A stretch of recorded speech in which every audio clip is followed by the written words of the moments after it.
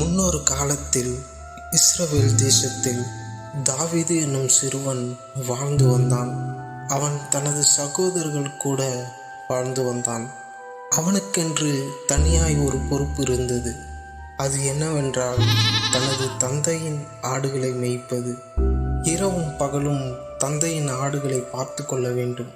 இதுவே அவனது வேலை. இது ஒன்றும் சுலபமான வேலை அல்ல. சில முறை சிங்கங்களோடும் கரடியோடும் சண்டை போட்டுள்ளான். தனது தந்தையின் ஆடுகளை மேய்க்கும் போது கூட தேவனை மகிமைப்படுத்தி கொண்டிருந்தான். அவன் இசையை பறவைகள் கூட நின்று கேட்கும். அவ்வளவு இனிமையான இசை. ஒரு நாள் சாமுவேல் என்னும் தேவனின் தீர்க்கதரிசி தாவீதின் வீட்டிற்கு வந்து அவனை எண்ணெயால் ராஜாவாக அபிஷேகம் பண்ணினார். அதன் பிறகு அருகில் இருந்த ஒரு பள்ளத்தாக்கில் பெலிஸ்தருக்கும் இஸ்ரவேலருக்கும் இடையே யுத்தம் நடந்தது. பெலிஸ்தரின் வீரனில் ஒருவன் உயர்ந்தவனாக மிகவும் பிரம்மாண்டமாக இருந்தான். அவனது பெயர் கோலியாத். அவனை கண்டு எல்லோரும் அஞ்சினார்கள்.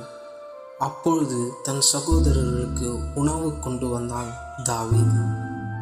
இவனை நான் ஜெயிப்பேன் என வீரமாய் சொன்னான். அது அவன் மேல் இருந்த நம்பிக்கை அல்ல, அவன் தேவன் மீது இருந்த நம்பிக்கை. உடனே சவுல் அவனுக்கு கவச ஆடையை அணிவித்தான். அது அவனை விட கனமாயிருந்தது. இது எதுவும் தேவையில்லை, நான் தேவனுடைய பலத்தில் ஜெயிப்பேன் என வெறும் கவனோடும் 5 கல்லோடும் கோலியாத்தின் முன் நின்றான். அப்பொழுது கோபம் கொண்ட கோலியாத்தும் பட்டயத்தை ஓங்கினான். தாவீது கொஞ்சம் கூட பயப்படாமல் அவன் வைத்திருந்த கல்லை கவனில் வைத்து கோலியாத்தை நோக்கி எறிந்தான். அவன் எறிந்த கல் கோலியாத்தின் நெற்றியில் பட்டு கோலியாத் விழுந்தான். தாவீது யுத்தத்தை வென்றான். மக்கள் அனைவரும் மகிழ்ந்தனர். எவ்வளவு பெரிய காரியமாய் இருந்தாலும் தேவ அனுக்கிரகம் இருந்தால் செய்து முடிக்கலாம் என்பதற்கு இந்த சம்பவம் ஒரு உதாரணம். ஆமென்.